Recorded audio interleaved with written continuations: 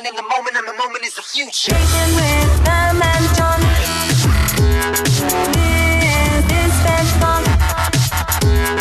Welcome to SPEDTalk with Pam and John, also known as The Calm. Before the Storm. Our purpose is to elevate the conversation and amplify special education resources. And our why is about making the impossible possible.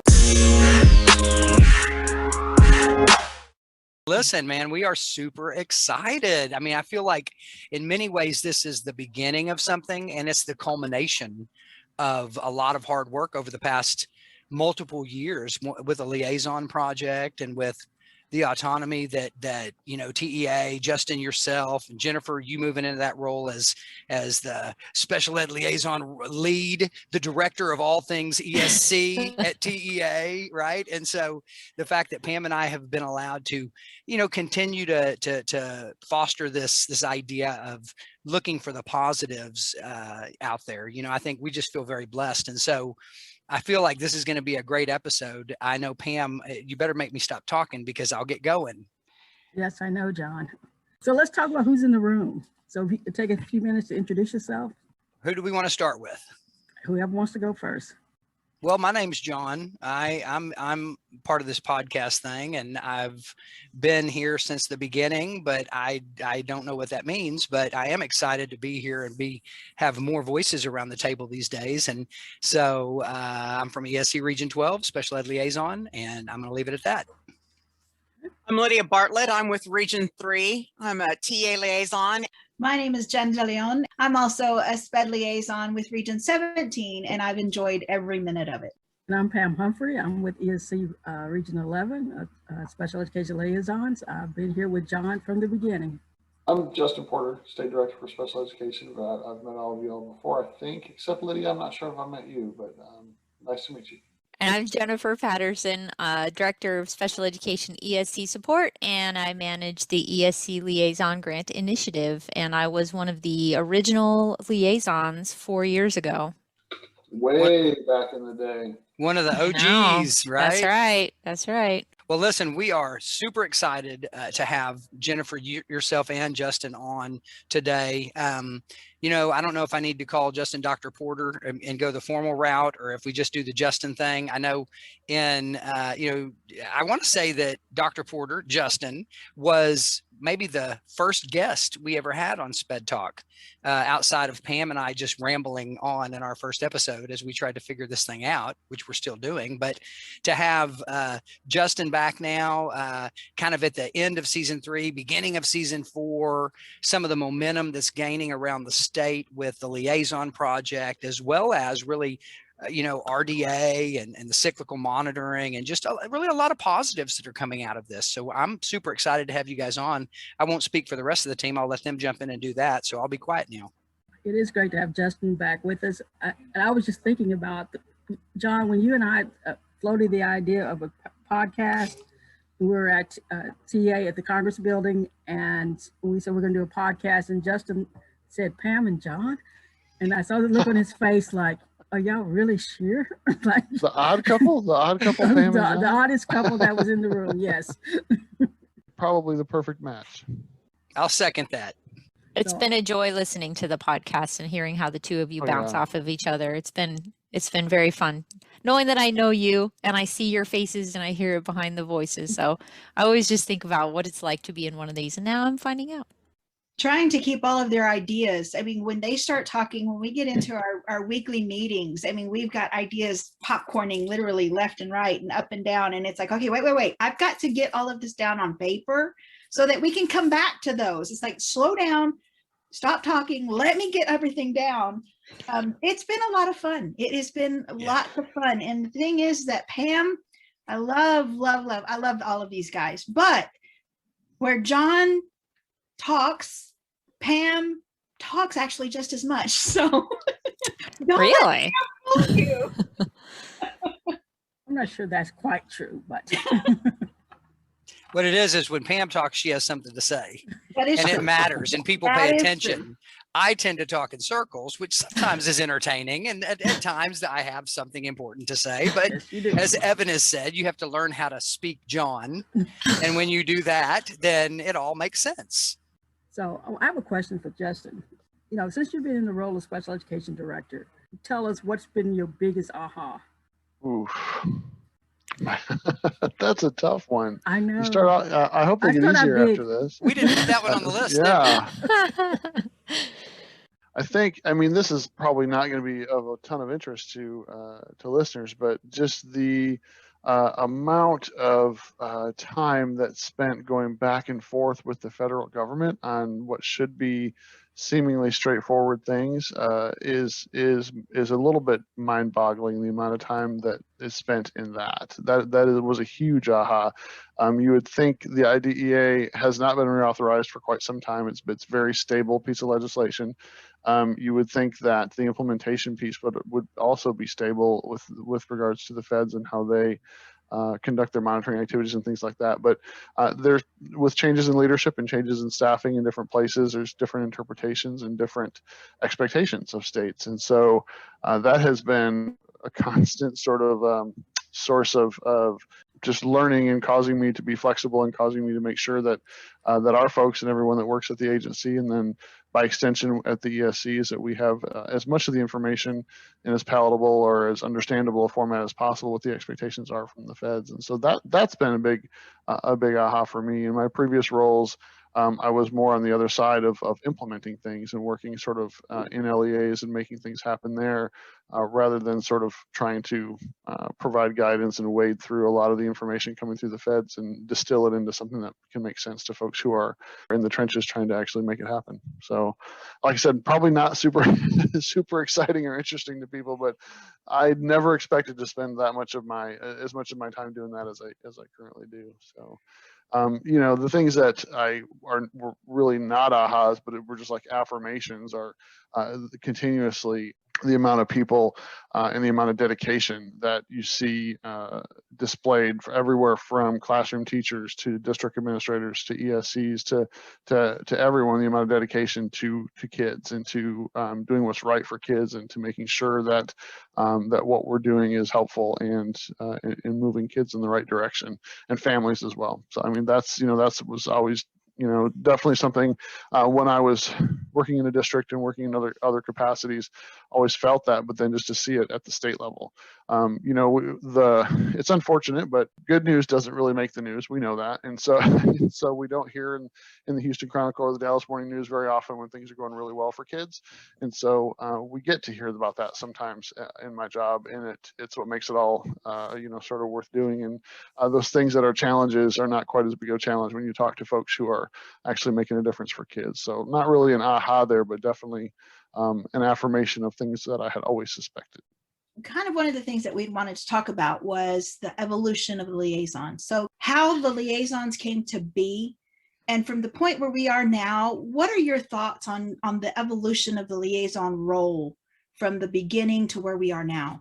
Yeah, and Jennifer, jump in on this too, because you have some good insights in this area, and I would love to flesh those out as well. Yeah, I'll talk a little bit about the inception and sort of the original ideas and where we started, and then I'll turn it over to Jen because she jumped in right after that and carried the project forward expertly. So when we were originally drafting strategic plan for special education in Texas, we had started that process. A lot of people think that the letter of findings and the corrective action that we received from the federal government was the impetus for that. We had started this process months and months before any of that, actually, before even the articles in the Houston Chronicle that sort of started a lot of that even came out. We had started the process of really looking at special ed in Texas and how can we think about it differently from the state level, and how can we support the work of LEAs differently from the state level. And so we had toyed around with the idea of some sort of a person who was more connected to TEA, but also lived and breathed in the ESCs and by connection to that with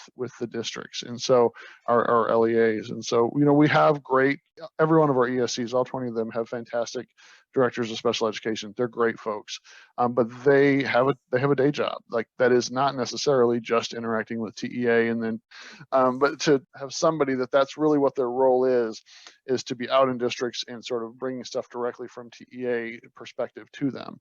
And so we talked about the need for that and what it could look like. And then as we were sort of noodling on that internally and having discussions with some external stakeholders, then the things started happening with the feds, and the corrective action came out, and the need for, we had already also been discussing revamping the monitoring system, but then just the feds sort of put an acute need there for us to ramp up the monitoring system. And so then this idea of having a position that's funded from the state level, the TA actually has quite a bit of oversight over, but works at the ESC, is employed by the ESC.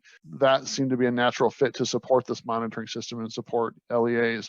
A lot of people may or may not know that the ESCs are actually precluded by statute from being monitors. They're not allowed to be monitors. The ESCs exist to support LEAs, not to monitor or hold them accountable for things. And so that which I think is a good system. I think that's TEA's role. We're here to provide supports, but also to monitor and ensure compliance. And so having that person at the ESC that's there, learning what the needs are from the LEA, learning where they are, building trust and relationship with LEAs so that they can then help support the monitoring system really is where that started. And then from there, that is still a foundational piece of the work that the liaisons do, but because of the uniqueness of this role, over time, we've been able to sort of build out some really cool other stuff and allow enough flexibility in the system so that individual ESCs can use them a little differently. And I'll stop talking and defer to Jen now, because I'm sure she's got lots to say about that.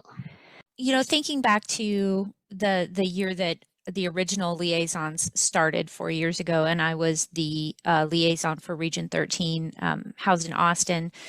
There was a lot of things that were kind of being built and developed at the same time between the new monitoring system and the liaison initiative. And so that first year was a room for a lot of learning, but also very open to looking at above and beyond just compliance and kind of entry level support, knowing that it was never going to be just simply monitoring, making sure you're compliant. That's the level of support that the liaisons give. I think that first year where the monitoring system was still being refined and iterated, the liaisons had that room, that gray area to be transformational and to be kind of that outside the box systems level support for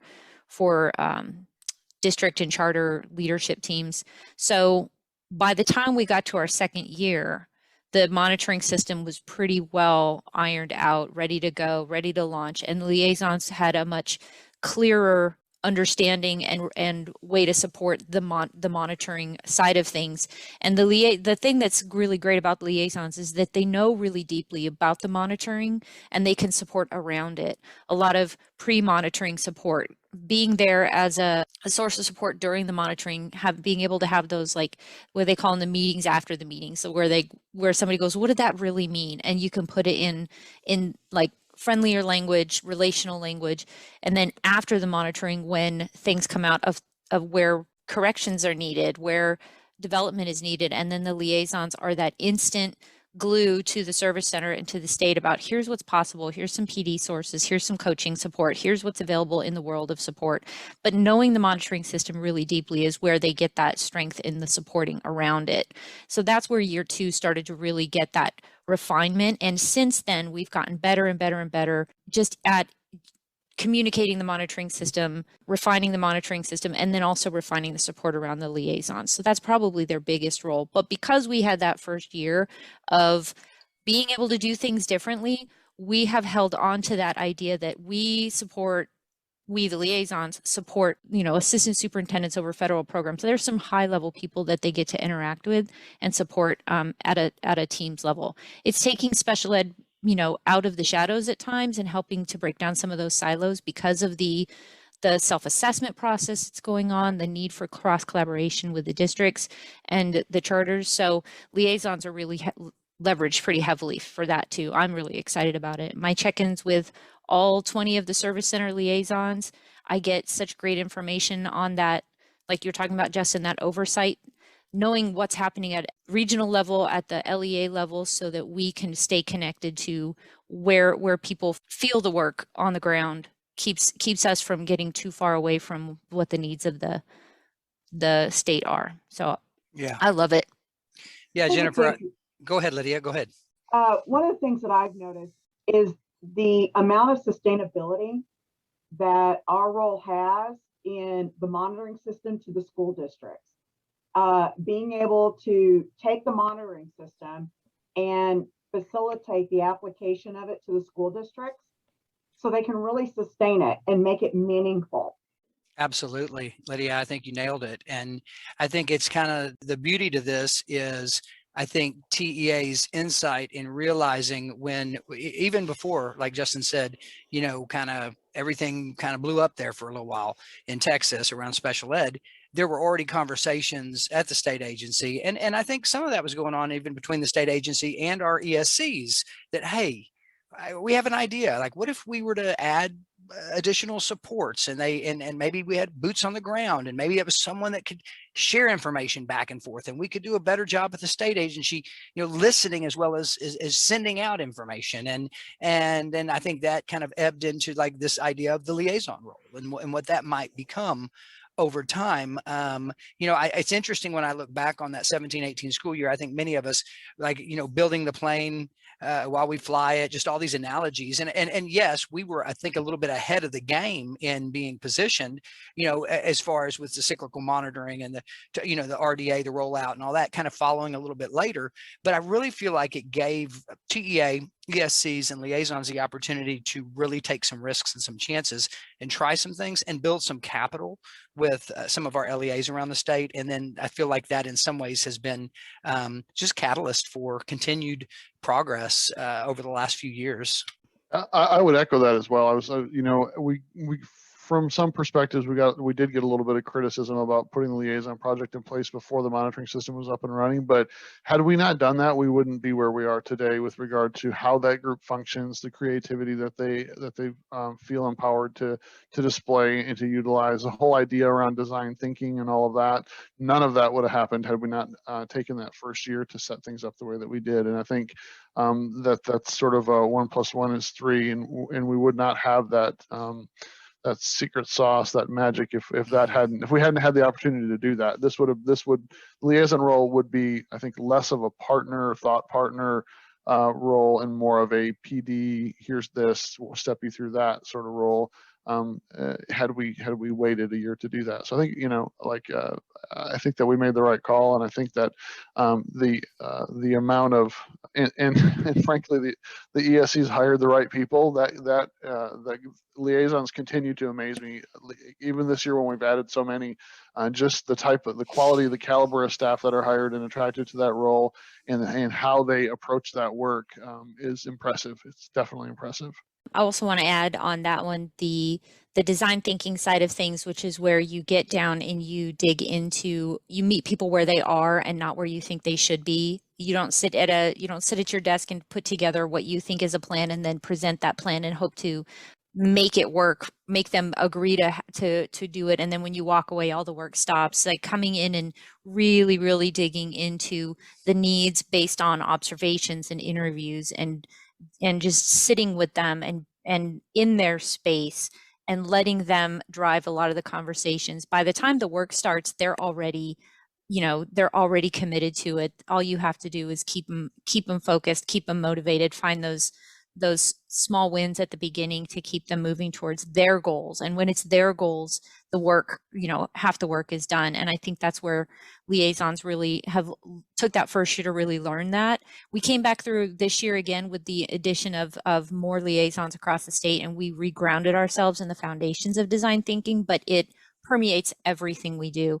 The other thing that I think is so special about the liaisons is the fact that the initiative is designed to get them together regularly, having collaborative conversations across regions where they look at trends across the state, and when they find something that is a common need, they work together to resolve it for the good of the state. And nobody is the sole owner of anything. There's no ESC that owns a piece of the liaisons. They work together for the benefit of everybody, and that's always something that they hold very special. The liaisons really hold that collaborative time as sacred, in that this is where change happens, when you have a lot of smart people working on the same problems for the benefit of of the whole. I'm thrilled about that experience of being together and just collaborating both with each other and with TEA people to get some feedback loops about what's going on across the state, because in a minute you can find out every corner of the state how things are going down to the person level. It's fantastic.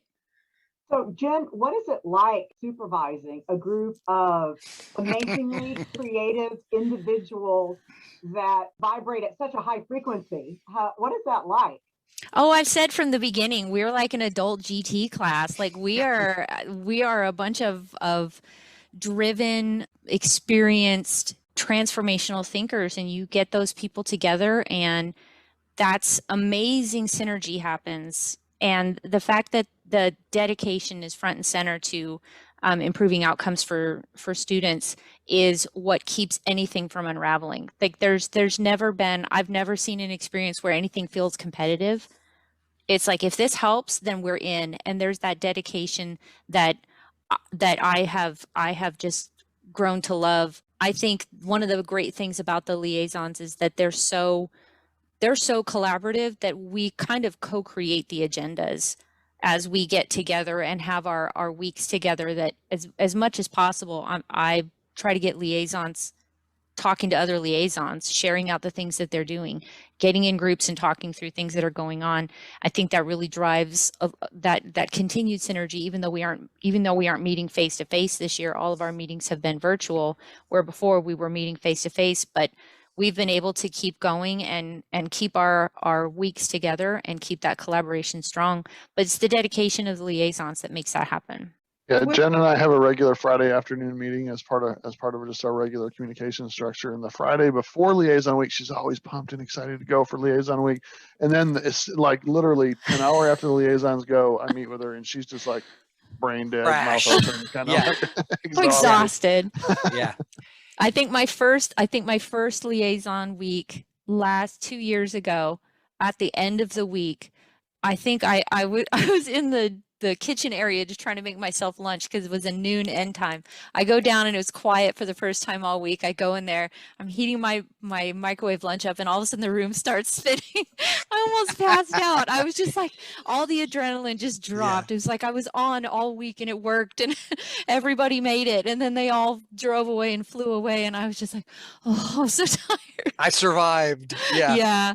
Yeah, well, every month it's like that. And then we start again the very next day building that agenda for the next month. Yeah. I feel like it's going to summer camp once a month. Mm-hmm. So Monday morning, we're going to summer camp. And then Friday afternoon, it's like, we're going home. Mm-hmm. Again, GT summer camp though, a bunch of brilliant, creative people who have an insane amount of energy. Yeah, it's interesting when I in some ways I just can't wait for the newer liaisons that have joined us over the past year or so to have that opportunity to come together in person and to feel that energy in the room, and and I think that the Zoom room, I mean, it has done us well. We've managed to mitigate really some difficulties during the time of COVID, right? And I think we've got some really positive takeaways from this and how we can leverage technologies and be more efficient in different ways. Some people working from home, some doing remote, this, that, the other. But at the end of the day, it's kind of like what started SPEDTalk, is us driving out to the Burleson Center and sitting with Joe Hinojosa, right? Us, being in the room with other creative people that are passionate about the same kind of things we are, and talking about how to move education forward and how to reinvent special education from a positive perspective, right? Not from that deficit mindset. When you can bring these people together, it becomes magic. And I'll tell you, Jennifer, what you said about that when you first took over as our cat wrangler or whatever it is, right? And you've done so amazing at that, right? But it's that energy wears you out. That creative energy. I would come together with this group and my hyperactivity and it was difficult for me. I would get up and have to walk at lunches just to keep myself sane and the conversations and everything. But then I would leave exhausted, and the next day I would wake up and it was just like fireworks in my head. The things, the dialogue, some of the disagreements, the discussions, the never negative, but just these passionate people with all of these great ideas coming together and meshing. You know, it really is inspiring. And so I'm really looking forward to getting back down to Austin soon. And hopefully I know time will tell on some of this, but just, you know, good stuff. Yeah, the thing that I really like about the chance to get together, whether it's remote or face to face, especially for me and Justin, I don't want to speak for you, but thinking about when you can get in and actually watch the regional support to a single campus or a single district or a single charter, where you're just watching it happen and just you almost feel like you're living vicariously through them, because we're so far removed from the classrooms. You know, we all started as, you know, campus people. We remember what that felt like to have that real touch point. And the further up you go, the more removed you are. So I really appreciate that through the liaisons, we still have that line of sight to the great things that are happening, those pockets of excellence, the things that people say, the promising practices, where you can actually like get to know somebody and get to see the impact it's having on kids in schools. And so that's one of my favorite things about it, that we just have this window through having, you know, people in every region in the state to get us to the most far removed school and classroom and talk about where the impact is happening. Justin, I have to say, I really appreciate the trust that your staff has in the liaisons. Your staff has been amazing at preparing the materials for us in order for us to be able to be trained in how they want that delivered, and for us to be able to do so. There's a level of confidence that we have going out and facilitating the initiatives from TEA in the monitoring system.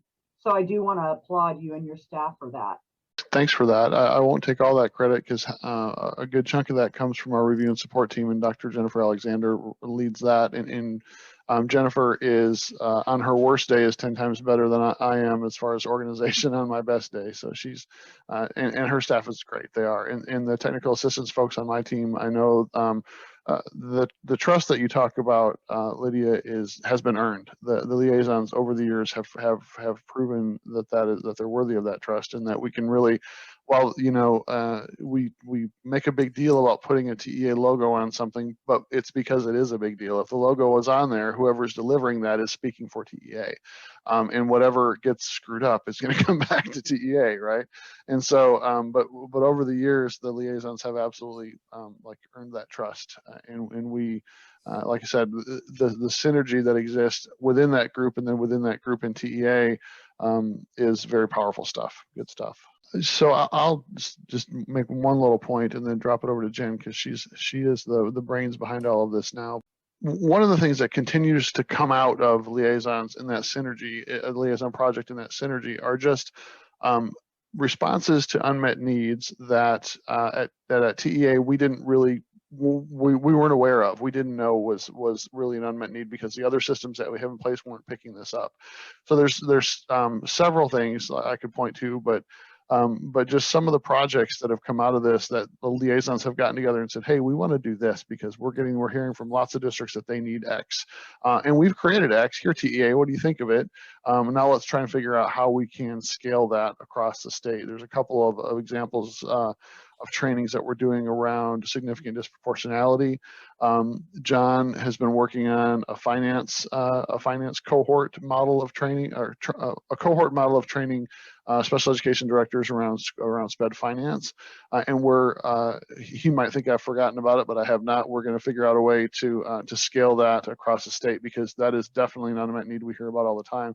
So for me, it's just sort of like, we have plans and ideas of where we want to go, but then we've also got to leave space in this project for things to just come up organically, because they do, and they're always high quality, and they're always responsive to an unmet need that TEA lots of times was not acutely aware of. And so, but with that, I'll turn it over to Jen, because I know she's got lots of plans. Well, I think a lot of it is trying to just stay the course on supporting through and around the monitoring system, continue that partnership with the review and support team, keep those lines of communication strong and even strengthening them so that there's proactive support, transparent communication, and always a feeling that the support in review and support is there. And a lot of that support is leveraged through the ESC liaisons and what they can bring to support the LEAs before, during, and after monitoring happens.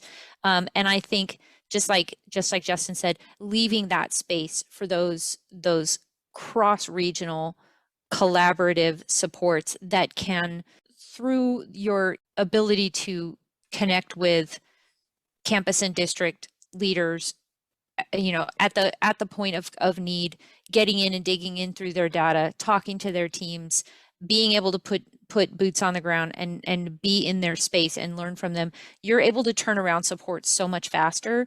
And as we continue to meet as liaisons and learn, like, what's going on in your region, what's going on in your region, me too, let's get together and work on something where we have, one message that supports everybody instead of 10 different messages that say kind of sort of the same thing.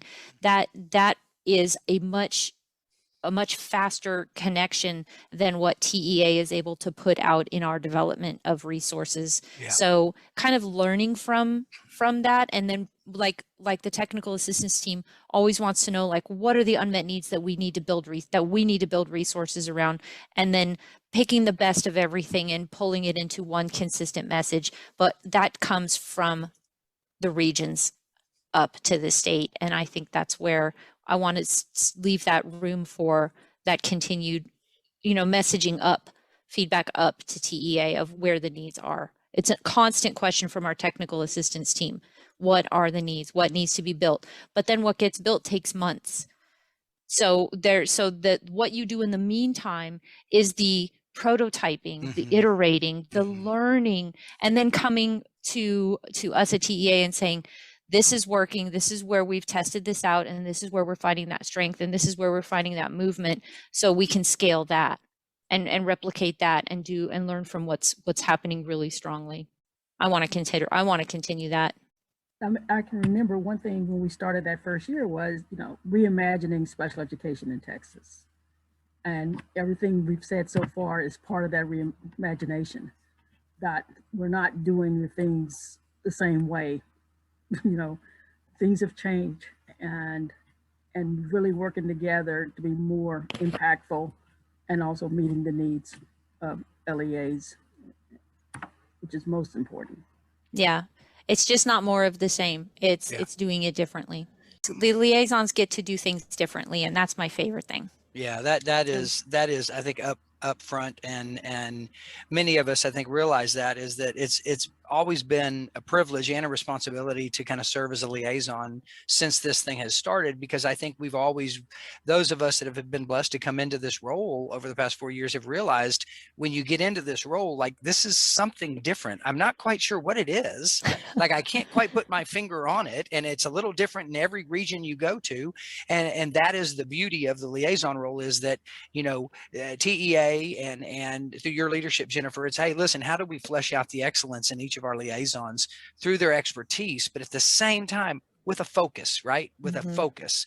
And that has been, I think, really the strong suit to the liaison project. You mentioned something a little while ago too, and it makes me think it's kind of that back channel communication, right? We always have these formal communication threads going out, and then, hey, we got stuff coming back. Hey, you'd have to do a corrective action plan. Send us your work. We'll respond to you.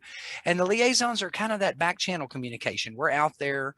We're able to share information. We're able to go out, provide supports, spend more time than what some of our colleagues at the ESCs can, because their plates are so filled as it is. They can't go out and spend a full day doing something, that maybe we can at times. And so just that nuanced approach to being able to provide supports, kind of more embedded in nature, coaching, things like that, really, I think is what makes the liaison role so unique in Texas.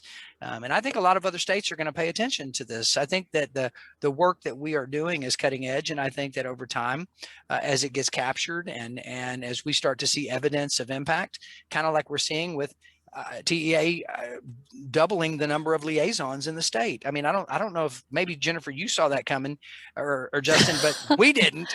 Like we went from, okay, are we earning our bread and butter? Like, are we good, to, hey, we're doing a good job. Yeah. So. Yeah, I was like, is it time for me to put in my retirement papers? No, I will say that you're not going anywhere, Miss Pam. I was pleasantly surprised when I heard that we were going to be able to grow the initiative. I took that as a huge indicator of success and value across the state, and I'm glad that Justin recognized that. One thing that has been kind of a double-edged sword about ESC liaisons is you have this group of very experienced, highly educated leaders coming together and getting this experience of synergy and this experience of all the high level training and information, and then they get just gobbled up by districts and regions for these high level positions. Yeah, and it's like, I think if it was Linda Hall from Region 4 that first year who put it so beautifully, as she always does. She said that we didn't lose a liaison, the state gained a high level leader. Yep. So like liaisons going on to bigger and better things has just become part of the story that, we have a new crop, not always. Like the turnover fortunately has slowed down a little bit for me, but it's every time somebody goes, it's a win for the state. And so I'm thrilled to be part of that story too, even at a tiny level. I was just going to say, okay, so you were talking about, I want to bring it back around because you were talking about all of these projects and the leadership capacity and everything going on. John's project with the funding, the SD project that a group of liaisons got together to work on. And so there's so many things. So, desk review checklists, and, we're looking at, I'm trying to think of some of the other projects, SFCE project that we've got going on. And then of course we come back to SPEDTalk, which is different from what every other project that everybody is working on. And so when Pam and John put together this SPEDTalk project, we've talked about, we've kind of made fun of, but what were your thoughts and ideas behind the SPEDTalk project? And what did you think that would come to? Did you envision it growing to what it is today? Don't answer. Are you asking us or John? Don't answer that honestly. I think she's asking y'all. I'm asking you guys, Pam and John. I'll get to them here in just a few minutes. I'm asking Jennifer and Justin at the moment. Well, Justin's the podcast fan, so I'm gonna let him talk about that. I just, on my end, it was one of several regional collaborative ideas that were happening, and I've told liaisons ever since I got into this position, I'm a yes until I can't be. So if you've got something you want to try, go for it. And it's just been this beautiful project that's been able to continue. What I really love that's happening is you've kind of through growing the group, that's the SPEDTalk group, you have only gotten better at being the SPEDTalk group, in that you're asking for ideas, you're going out and saying, what do you want to see in the next episode? So you're getting a lot more of that buy-in from your listeners, which I think is the next evolution of this project. And again, you've been able to cover all of the networks, like being able to share that the great things that are happening through all of the statewide initiatives that are going on, bringing in some really great stories like the Burleson Center, like Cammie Dodd. Like these are just great stories that need to go out.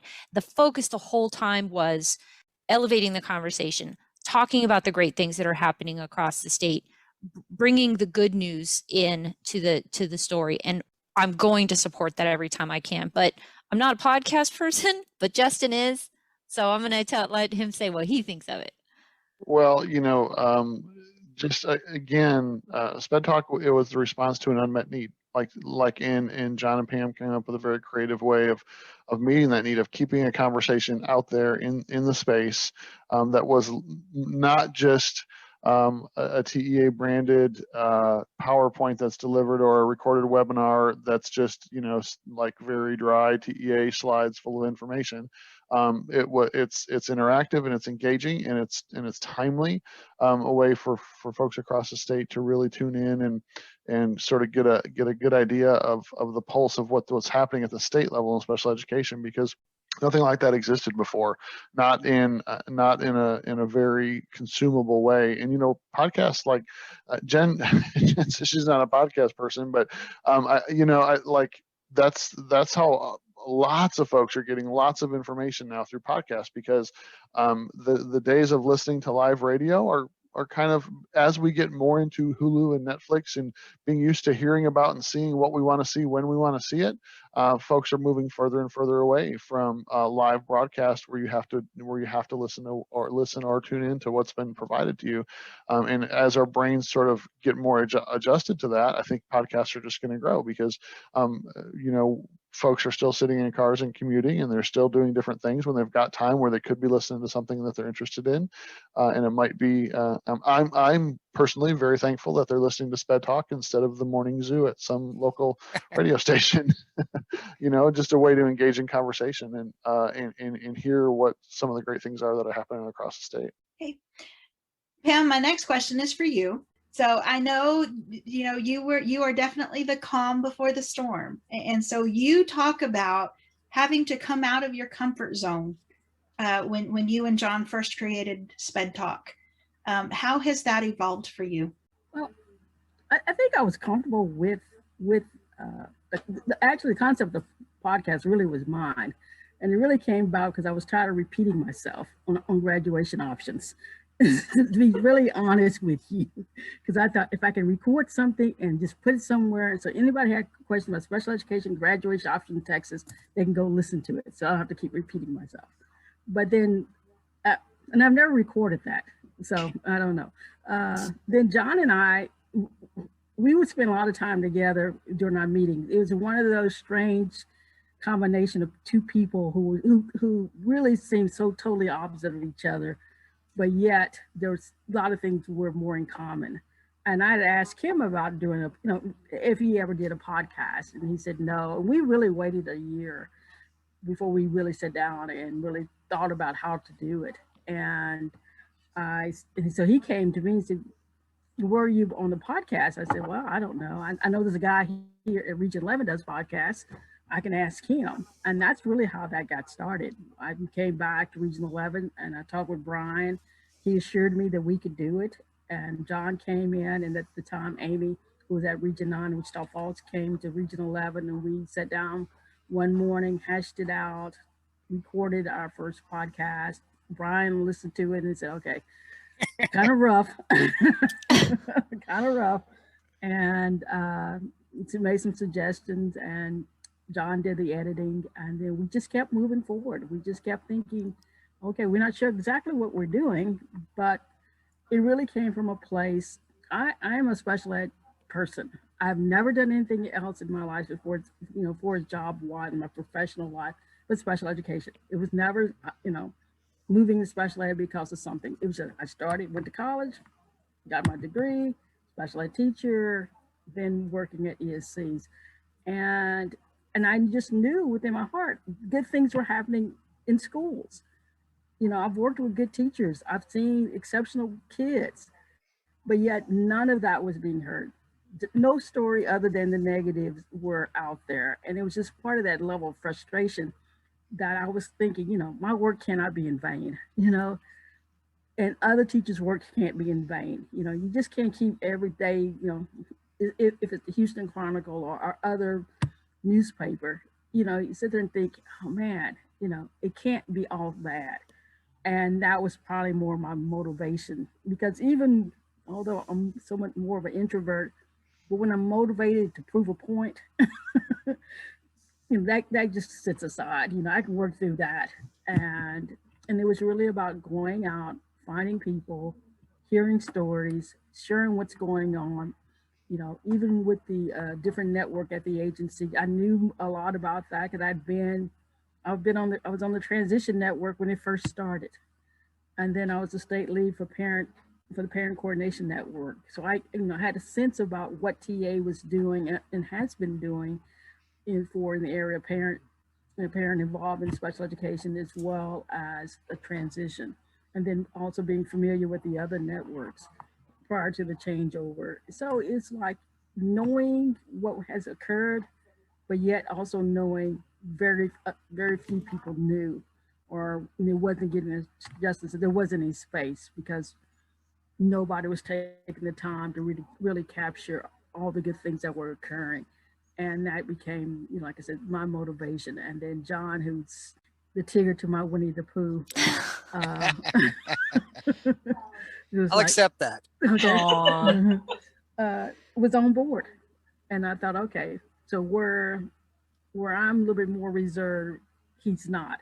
And that's where the good balance comes, because he can do the things that I'm probably not most comfortable doing. And that really has made this work with us. And neither one of us really have big egos. So it's kind of like, okay. We're not the important ones here, right? We're just up here trying to make it entertaining enough that we can capture someone's attention long enough that we can get other people out there, their stories, the information, the ideas, because Texas is filled with exceptional people doing exceptional things for exceptional kids. And that's where the liaison thing comes back into it, because so many of the great interviews and stories that you've been able to capture have been through conversations that you've had liaison to liaison. Hey, you really need to check out this great school. You really need to check out this great teacher. You really need to check out this group of people that's banded together and doing great work. So through those conversations, that's where that, we are better together. That's where that comes from. And so many great concepts and topics have come just from having conversations about somebody great that other people should know about, and then everybody gets to know about it, and that's where you end up with your award. That happened through a liaison telling you, you've got to talk to this great teacher. And her story was phenomenal. So I was just going to say, to put a pin in all of that. That's why the podcast has been recognized by the Governor's Committee and with the Barbara Jordan Media Award. That's a huge honor. And just we are at TEA, we are incredibly proud of y'all and the work that you've done, and I'm so happy that you've been recognized this way. Well, I don't want to speak for Pam, but I can tell you, or the rest of the group, but I've always felt just appreciative to yourself, Justin, to TEA, to Jennifer, to the liaison group, that we've been kind of given some autonomy to let this thing take shape, because, I truly believe the success of SPEDTalk really hinges on the success of all those people we're bringing in. It has nothing to do with Pam and I. It's just, we just happen to have come together and been enough different and enough alike to be able to tolerate each other and sometimes enjoy each other's company, probably. But, and then the Barbara Jordan Media Award really, I think it really is validation to the work that TEA is doing, to the Liaison Project, to the positive things that are going on across the state in the area of special education. It's not all gloom and doom. There is some amazing, positive, sustainable change occurring in not just the actions, but in the minds of individuals out there that are seeing students in a different light. They're seeing them for their potential, for what they can do, for the possibilities that live within them. And so I think that's where, I was brought to almost tears when we heard that we won the Barbara Jordan Media Award, because I'm one of those people that seems to be this outward confident person, but I'm very insecure and have a lot of anxiety and struggle with learning, as I have my whole life. And so that's, we all have our whys, and Pam said special ed's been her thing her whole life, and my whole thing has been struggle, and so and of course in education, it's been special education. And I think I gravitated to special education because I was that kid. Whether you called me special or not, I didn't fit. I struggled to learn. And somehow have found my place in the world. And so SPEDTalk for me has been in some ways kind of a healing thing, that it has said, hey, my efforts are good enough. And so I just thank each of you for your contributions. I know, Pam and I are this is a tag team duo here, but we've got a lot of people behind us. Lydia, Jen De Leon, I mean, Monica, Evan, you know, we have this huge group of support that makes this happen. And so we are just so blessed and thankful for each of you and the contributions you play into SPEDTalk. And if I could put a pitch out there to anybody listening, that if you're trying to find something different, if you're looking to do something different and change systems and improve outcomes for kids, contact your ESC liaison. They are ready and willing to help. Well, Pam, what do you think? What last words? Should we need to wrap this up, or are we just going to keep going? We've got the state director. I mean, maybe we hold him hostage for a little while. We'll talk another hour or two. No, we're not going to hold him hostage. That's frowned upon. Okay. I think I'm having some internet issues. My internet's getting weak. I think, oh, what's happening? Hey, if I'm on this thing, we start on time, we end on time. Yes, no, exactly. Exactly. No, we really thank you both for being here with us and sharing your insights, and we really appreciate the support you've given us in SPEDTalk. Like I said, it was just something we thought we could do, and you guys didn't go, oh, what are they doing? Make them stop. And you just said, okay, let's see where this goes. Oh, well, thanks to y'all. Yeah, thanks to y'all for sure. And congratulations again. Yeah, congratulations. Very exciting.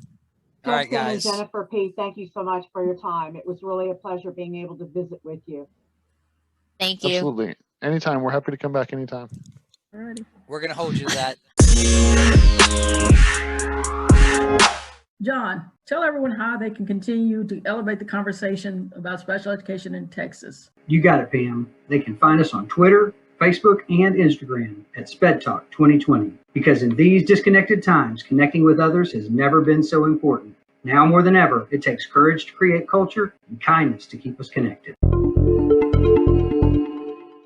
If you enjoyed this episode of SPEDTalk, be sure to share it with a friend, because information should always flow through us, not to us. We couldn't do this without you, our listeners, and we need your help sharing the amazing transformation occurring in special education. Together, we can change the trajectory of learning opportunities in Texas for students with disabilities. If you have ideas, information, or resources that you think we should share on an upcoming episode of SPEDTalk, let us know at SPEDTalk 2020 on Facebook, Twitter, or Instagram. And be sure to like our page while you're there. Oh yeah, and if you get a chance, please consider giving us a positive review on the podcast platform that you listen to SPEDTalk.